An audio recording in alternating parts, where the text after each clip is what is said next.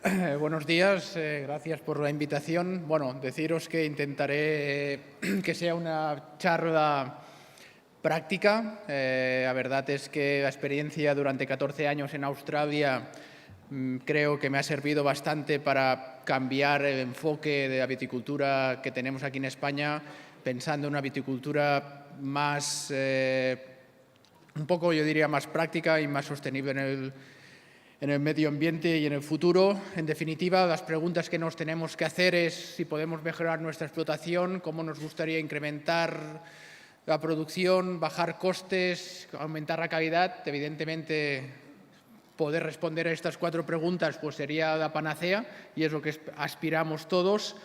Un poco, en definitiva, cómo se hace, si lo podemos hacer nosotros y en nuestra región, ¿no? Evidentemente, la respuesta es que sí. Yo creo que estáis en una región privilegiada por la climatología, por la superficie de parcelas, por los recursos que tenéis, pero evidentemente hay que hacer un trabajo previo, ya sea en la planificación de la plantación, la preparación del terreno, selección de portainjertos, variedades, diseño de riego y después en las plantaciones que ya están en marcha, pues en los aspectos de manejo, ¿no? O sea, el riego, la nutrición, la poda y básicamente la monitorización, que en definitiva consiste en saber nuestro negocio, lo que tenemos entre manos, pues cómo se hace, ¿no?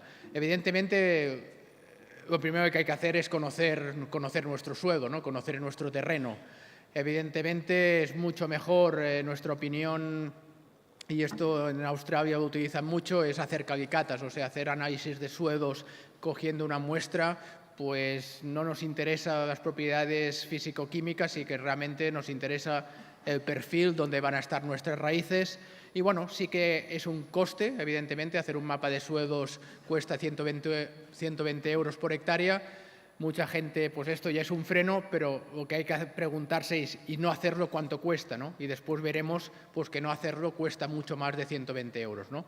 En muchos casos, incluso en la compra del terreno, ¿no? ¿Cuántas veces nos han llamado, oye, que he comprado esta parcela y resulta que una vez comprada haces los análisis y resulta que o tienes problemas de salinidades o que cuando escarbas tienes 20 centímetros de terreno y porque abajo tienes un petrocálcico que te va a costar mucho pues poner las instalaciones de riego, te vas a tener que gastar mucho dinero para mejorar este terreno, ¿no? Evidentemente aquí ya te has gastado 120 euros más que lo que te costaría antes de comprar ese terreno, ¿no?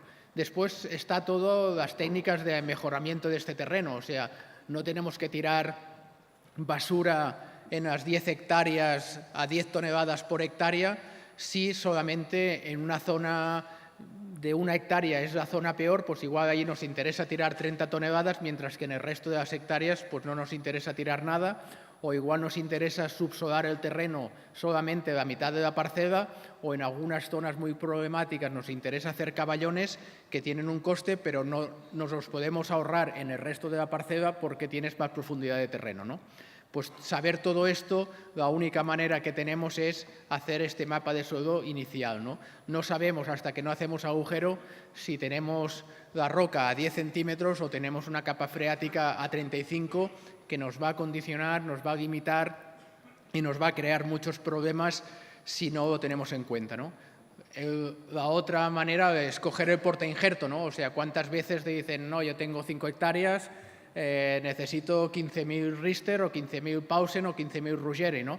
Igual no, igual necesitas 5.420A, 5.000 Ruggeri y después pues X de Pausen o de SO4, el patrón que sea necesario, porque en definitiva cada uno tiene sus características.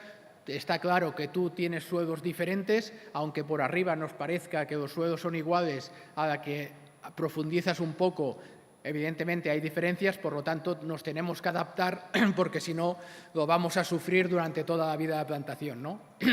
Como veis, la foto del medio pues es una parcela que puede tener 5 hectáreas y ya vemos claramente que hay 3 tipos de suelo diferentes y esto es cotidiano en todas las zonas en que nos encontremos, ¿no? Pues si evidentemente si no tratamos estas 3 zonas diferentes, pues vamos a acarrear problemas durante 20 años, nos vamos a tener que gastar quedatos, nos vamos a tener problemas de falta de producción o de exceso de producción dependiendo de la profundidad del suelo, ¿no? Como veis, esta puede ser una foto característica, la parte de arriba pues se ven que las cepas están creciendo mucho menos, porque hay una menor profundidad del suelo y evidentemente se puso el mismo patrón, pues abajo se pueden estar sacando pues 5 kilos por cepa, mientras que arriba se van a sacar 1 kilo por cepa y esto lo vamos a arrastrar toda la vida, ¿no? Aquí tenéis 2 ejemplos, aparte de la izquierda pues una vegetación desmadrada con poca producción que se ha ido a madera, mientras que la otra pues un viñedo mucho más equilibrado con respecto a producción y a vegetación, ¿no? Pues un caso nefasto de plantar un patrón débil en un suelo arenoso y en secano, pues esta viña, pues si no se muere, pues va a producir medio kilo de uva por cepa y difícilmente podremos mejorar esto, ¿no? O esto al contrario, ¿no? O sea, poner un patrón con una resistencia ligera al calcáreo de un 15%, ponerlo en un suelo blanquecino que tienes un 25% porque antes no has analizado el suelo. Por lo tanto, aquí vas a tener problemas toda la vida, ¿no? Un poco pasando a la selección de variedades y clones, evidentemente, también muy importante, los clones para saber el vino que quieres hacer, si quieres hacer un vino estructurado fresco o tienes un vino con más cuerpo, pues vas a tener que escoger un clon que te va a dar unas propiedades aromáticas totalmente diferentes e incluso te estás limitando ya el nivel productivo. O sea, de un clon poco productivo no intentes sacar muchos kilos porque difícilmente lo vas a conseguir, ¿no? Este podría ser un caso extremo. Imaginaros un patrón vigoroso, un Pausen, en un suelo arcilloso profundo, un clon poco productivo, podado corto y a pulgares, por lo tanto, aquí lo que vas a hacer es mucha vegetación, poca producción, problemas de oidio. Bueno, pues entonces todo esto se puede corregir, pero evidentemente con una planificación inicial pues detallada, ¿no? Este sería un viñedo típico, como veis la parte de la izquierda pues aguanta todavía una vegetación todavía verde, mientras que la parte de la derecha un suelo mucho más pobre, con el mismo patrón, no se ha hecho nada diferente, pues está ya sufriendo un estrés hídrico importante, por lo tanto aquí pues ya lo sabemos, sobremaduración, exceso de grado, poca producción, mientras que la otra parte pues está mucho mejor, ¿no? Esta sería lo que habíamos dicho antes, ¿no? Es imaginaros una misma hilera, la parte de abajo es donde una vegetación más pobre, mientras que la parte de arriba es una vegetación mucho más vigorosa. Y el suelo de arriba tiene más profundidad, se ha puesto el mismo patrón.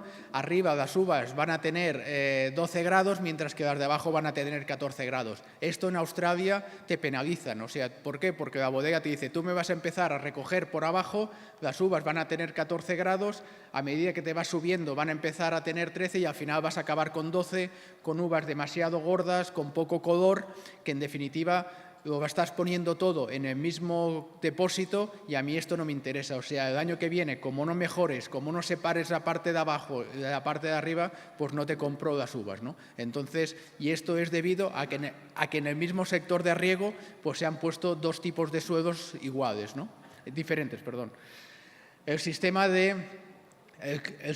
riego por goteo, ¿no? Pues también es importante a la hora del diseño escoger bien qué tipo de riego estoy haciendo, a qué distancia pongo los goteros, porque evidentemente en función del tipo de suelo que tenga, pues voy a tener que hacer una cosa u otra. O sea, yo en un suelo, como veis el de la izquierda, que podría ser un viñedo de La Mancha, pero no lo es un viñedo australiano, con producciones de 20.000 kilos de Chardonnay a 40 grados, pues con un suelo de 25 centímetros, pues yo puedo llevar ese viñedo hacia adelante. Esto sí, tengo que ser muy eficiente en el manejo del agua, en el manejo de la nutrición, para que estas cepas, con este poco suelo y encima arenoso, pues que no se estresen y llevar la producción hacia adelante, ¿no? Si yo no sé que tengo este suelo, pues va a ser imposible llevar esta vegetación y esta producción hacia adelante.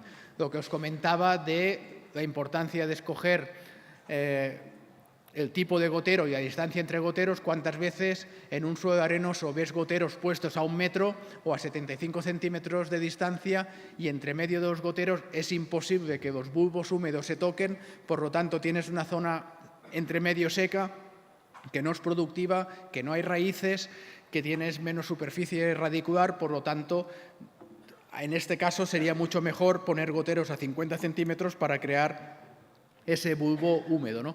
El objetivo, como hemos dicho, imaginaros un viñedo con estas características, pero bueno, tenemos que conseguir que hacer uvas de una calidad uniforme dentro de un mismo sector de riego. Para ello, nosotros nos tenemos que adaptar, ¿no?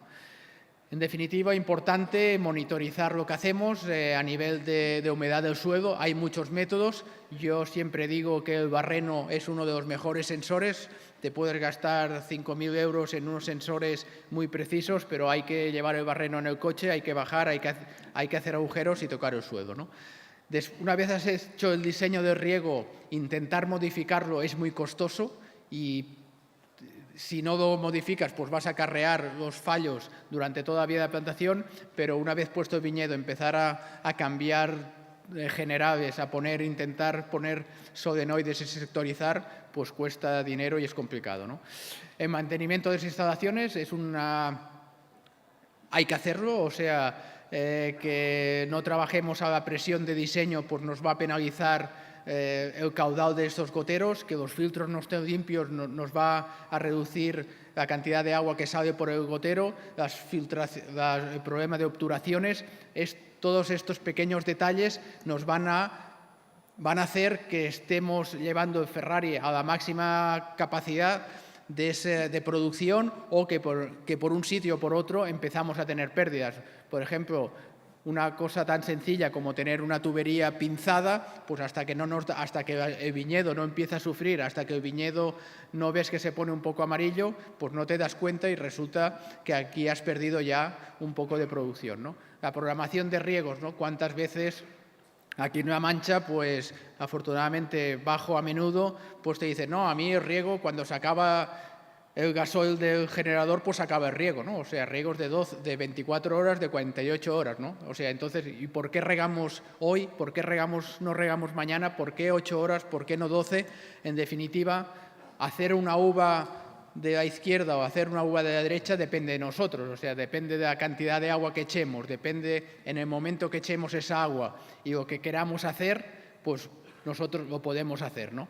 Evidentemente, regar a ojo, pues te ahorras los 30 euros hectárea y año, pero evidentemente cuesta mucho más caro, ¿no? Cuesta mucho más caro por la cantidad de agua, por la cantidad de coste energético y después un poco pues a nivel de productivo, de manejo de la vegetación, ¿no? Estos son casos concretos, no hay fórmulas, cada caso, esto es como veis, estrés hídrico de hasta menos 200 y la cepa no sufre, mientras que aquí con un estrés hídrico de 50, pues ya hojas basales quemadas, sobremaduración, etcétera, ¿no? Entonces, la variedad, el portainjerto, el tipo de suelo, pues en definitiva es importante, ¿no?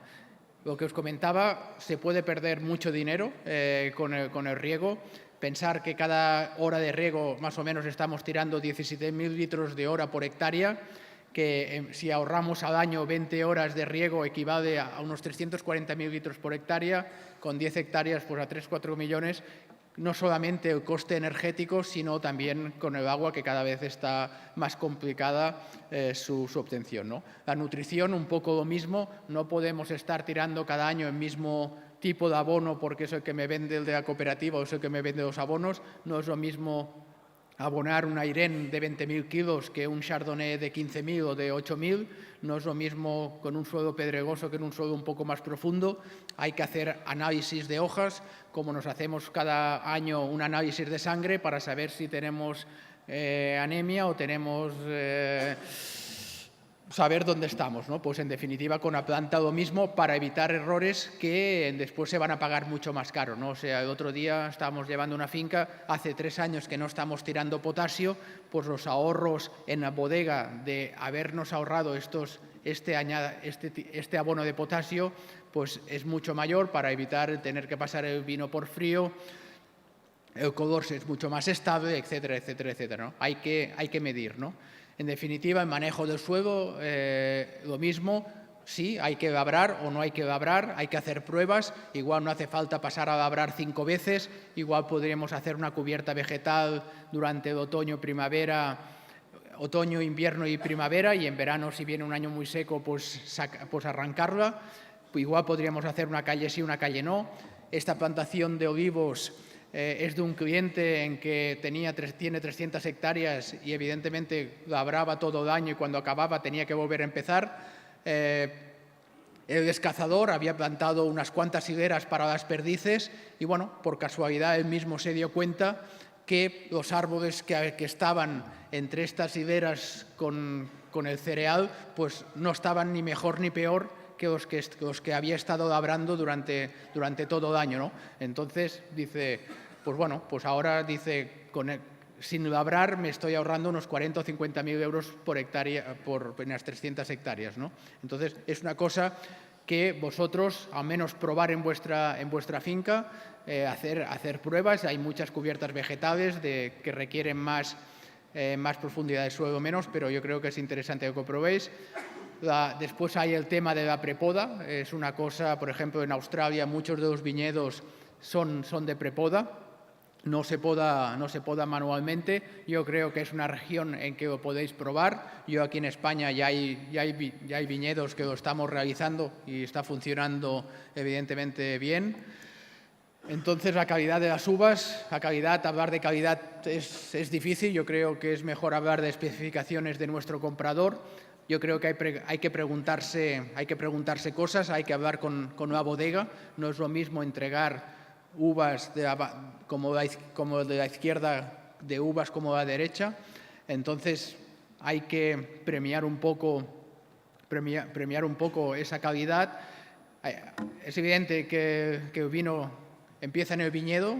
Hay muchos enólogos que no están de acuerdo o les cuesta aceptar esto, pero yo creo que evidentemente el viticultor que se pasa 9 meses tomando decisiones, pues tiene un gran mérito a la hora final.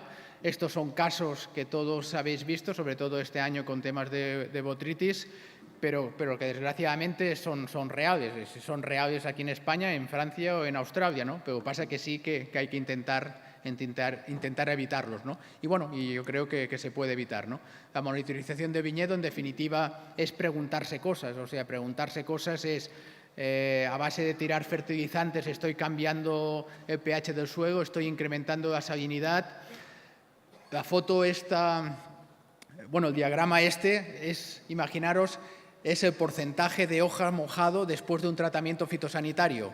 O sea, la parte de la derecha es sedaz y la parte de la inversa es el envez. O sea, imaginaros que generalmente solamente el 20% de la parte posterior de las hojas en un tratamiento queda mojado, ¿no? Por lo tanto, no nos quejemos a veces de que hemos tenido, por ejemplo, idio o mildio, porque a veces es que hacemos los tratamientos con la maquinaria que no está adecuada, con la maquinaria que no está calibrada, con la dosis de productos que no es adecuada, el día con viento, corriendo. Por lo tanto, a veces nosotros mismos nos complicamos la vida y no hacemos las cosas como las tenemos que hacer, ¿no? Evidentemente nosotros, o sea, yo creo que si nuestro viñedo vivimos de esto, hay que conocerlo más a fondo, tenemos que implicarnos más, tenemos que saber el estado de maduración año tras año, hay que tomar datos para comparar año tras año, comparar los análisis de hojas, comparar el incremento de la maduración respecto a un año y así, poco a poco, ir sacando conclusiones, ¿no? En definitiva, lo que tendríamos que evitar es esto. Imaginaros que es una parcela y pues en la misma parcela, en el mismo sector de riego, pues hay zonas que están produciendo 16 toneladas por hectárea, mientras que hay zonas que están produciendo 4 toneladas por hectárea, ¿no? La intención de esto es igualar toda esta parcela a un mismo color, evidentemente, si fuese el azul mejor, y poco a poco, por eso decía que la viticultura es en definitiva un sistema de feedback de una mejora continua, ¿no? Si este año hemos mejorado, hemos marcado nuestra zona, vemos que esta zona de nuestra parcela de 3 hectáreas hay una hectárea que todavía está produciendo menos, pues igual tenemos que tirar más materia orgánica, igual tenemos que doblar la tubería de riego, igual tenemos que subsolar, igual tenemos que añadir abono extra para, ya que hicimos un error al inicio, pues intentar corregirlo, ¿no? Yo creo que es importante realizar comparaciones entre viticultores de la misma región, ver cómo el bobal en la mota del Cuervo pues evoluciona de una manera, pues el vecino a ver lo que hace, a ver qué abono tira, a ver si él saca mejor calidad que yo, y poco a poco ir definiendo parámetros para que año tras año pues vayamos mejorando a nivel productivo, bajando costes y a nivel de calidad, ¿no? Y esto la única manera es pues empezar e ir comparando, ¿no? En definitiva, para acabar, conclusiones, yo creo que estáis en una región de un gran potencial. Hay una asignatura pendiente que es un uso más eficiente del agua, muy importante para el futuro del proyecto vitícola, la planificación inicial, porque como te equivoques o vas a arrastrar toda tu plantación. Tecnificar más la viticultura no quiere decir más costes, sino al contrario, que te vas a evitar costes a lo largo de los años. Buscar una viticultura que sea práctica, o sea, no pensar que solamente tienes que tener 300 hectáreas o 500 hectáreas para poder aplicar todo esto que hemos hecho. A nivel de 3 hectáreas, de 5 hectáreas, de 10 hectáreas, se puede hacer un mapa de suelo, se puede poner sensores de humedad, se puede hacer un análisis de hojas, se puede hacer acciones individuales. Evidentemente no hay recetas, sino que a nivel de parcela cada uno tiene que experimentar, tiene que hacer pruebas y poco a poco ir mejorando. Evidentemente que hay que tomar datos, apuntarlos y después analizarlos y después ir tomando decisiones al cabo de los años de una forma más detallada. No siempre la tecnología más complicada es la mejor, sino que evidentemente con un pHímetro, con un barreno y con poca cosa más puedes mejorar mucho. La calidad no tiene que ser opuesta a producción, o sea, podemos hacer 15.000, 17.000 o 10.000 kilos o 20.000 de unas producciones de buena calidad si evidentemente hacemos las cosas bien y tenemos un equilibrio a nivel de producción, costes, tipo de vino que quiere nuestro cliente y sobre todo, que decía, no hacer pruebas y sacar vuestras conclusiones. Gracias por vuestra atención y buena suerte.